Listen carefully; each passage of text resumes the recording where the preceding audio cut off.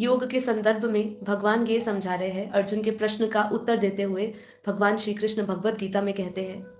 कि जो व्यक्ति, ध्यान से समझिए कि जब हम भक्ति की बात कर रहे हैं और ज्ञान की बात कर रहे हैं, ज्ञान को सर्वश्रेष्ठ कहा और भक्ति को घोर अंधकार कहा, लेकिन भक्ति योग में जिस तरीके से परिभाषा दी गई है उस परिभाषा को ध्यान से समझिए तो आपको पता चलेगा कि वो कितनी बड़ी ज्ञान की बात हो रही है।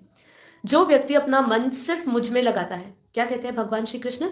कि जो व्यक्ति अपना मन सिर्फ मुझ में लगाता है और मैं ही उनके विचारों में रहता हूं, जो मुझे प्रेम करते हैं और समर्पण के साथ भजते हैं और मुझ पर पूर्ण विश्वास रखते हैं, वो उत्तम श्रेणी के होते हैं, वही भक्ति योग का सार है। अब इसको हम थोड़ा सा और इलैबोरेट करेंगे, इसको थोड़ा सा और गहराई में समझेंगे। व्यक्ति अपने मन को सिर्फ परमात्मा में कैसे और कब लगा सकता है, ये प्रश्न अब आप सबसे है। आप खुद सोचिए कि बिना ज्ञान समझे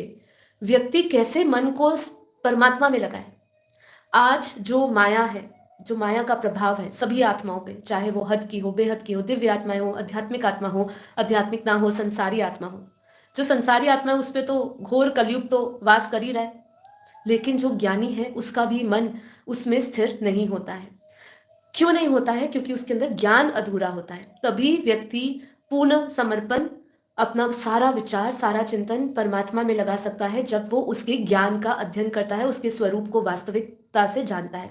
तो इसलिए कह रहे हैं, जो व्यक्ति अपना मन सिर्फ मुझ पे लगाता है और मैं ही उनके विचारों में रहता हूं, जो मुझे प्रेम और समर्पण, उससे प्रेम भी तभी होगा, उससे प्रेम करते करते आपको अपने बच्चों का ख्याल नहीं आएगा, बच्चों के प्रेम या मोह में नहीं फंसोगे, तभी नहीं फंसोगे जब आपके पास इस ज्ञान का प्रकाश होगा। इसीलिए कहा कि जो जो भक्ति है,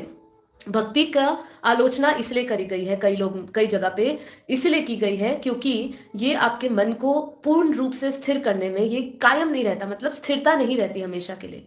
इसको अंधविश्वास है या इसको स्वतंत्रता का अभाव रहता है। क्या रहता है? अंधभक्ति में व्यक्ति अपनी सोच और स्वतंत्रता का को त्याग देता है, मतलब वो विवेक से ध्यान नहीं करता, विवेक नहीं यूज करता, तो उससे क्या होता है, वो अपनी सोच और स्वतंत्रता को त्याग देता है और वह आत्मिक विकास में बाधा डालता है।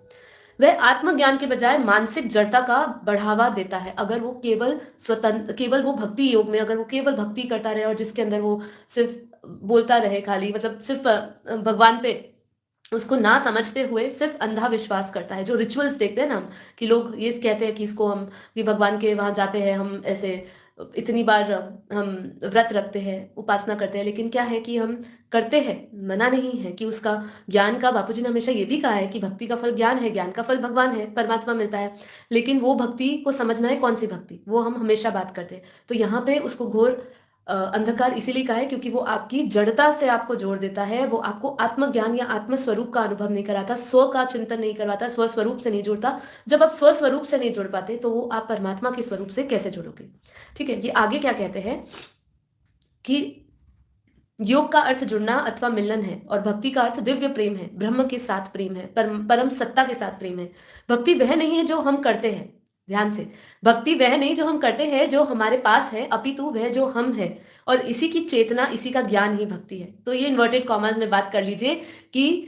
किसका, इसी चेतना का ज्ञान होना, इसी का ज्ञान ही भक्ति है, भक्ति योग है। भक्ति वह नहीं जो हम और आप सब करते हैं, जो हमारे पास है, अपितु जो हम है, हम क्या है, इसी चेतना का ज्ञान ही भक्ति योग है। परम चेतना का अनुभव, परम चेतना का अनुभव और उसके अतिरिक्त और कुछ नहीं, मैं सबसे अलग हूं, इस बात का विच्छेद और इसको भूल जाना, संसार जगत द्वारा दी गई सभी पहचान का विस्मरण और उस परम चेतना, अंतहीन सर्वव्यापी प्रेम से मिलन, साक्षात्कार, प्रतिक्षण अनुभव ही वास्तव भक्ति योग है।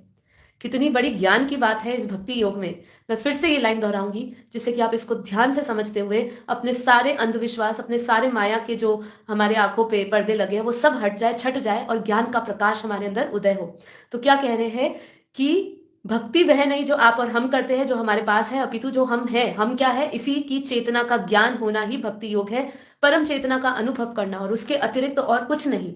मैं सबसे अलग हूं, और इस बात का विच्छेद और इसको भूल जाना और संसार जगत द्वारा दी गई सभी जो पहचान है कि हम किसी की बहन है, किसी की माँ है, किसी की बेटी है, किसी की पत्नी है, ये सब भूल जाना, ये सब संसारिक, ये सब हमारे कर्मों के रिश्ते नाते हैं, ये सब चीजों को, शरीर का नातों को भूलते हुए हम जब संसार के सारे नाते भूलकर जगत द्वारा दी गई जो पहचान लेकर घूम रहे हैं, उसका जो चेहरा लेकर घूम रहे हैं, वो विस्मरण होकर जब हमारी परम चेतना जागृत हो जाती है, अंतहीन सर्वव्यापी प्रेम और मिलन का हमें साक्षात्कार होता है। तो हमारा पहले स्व का साक्षात्कार, अपने आप से ही हमारी पहचान होती है। प्रतिक्षण अनुभव ही ये वास्तव में भक्ति योग है।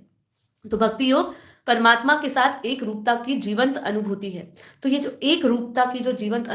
अनुभूति है ना, ये उस परम प्रकाश से, इस ज्ञान के प्रकाश से, जब आप चेतना के उस उच्चतम स्तर पे पहुंचते हो, जब आप अपना ही दिव्य साक्षात्कार करते हो, जब आपको आत्मज्ञान से आत्मा की अनुभूति होती है, जब आप आत्मसात हो जाते हो, आत्म भाव में आ जाते हो, साक्षी भाव में आ जाते हो, तब जब आपको प्रतिक्षण, है ना, वो अनुभव होता है वास्तव में उसका, जो आपसे अलग नहीं, आप उससे अलग नहीं, वो जो केवल प्रेम, केवल इस संसारी प्रेम की बुनियाद नहीं है, वो जो प्रेम है वो दिव्य प्रेम है। साक्षात्कार हम जब परमात्मा का करते हैं आत्म स्वरूप में रह के, तब जाके उसको भी भक्ति योग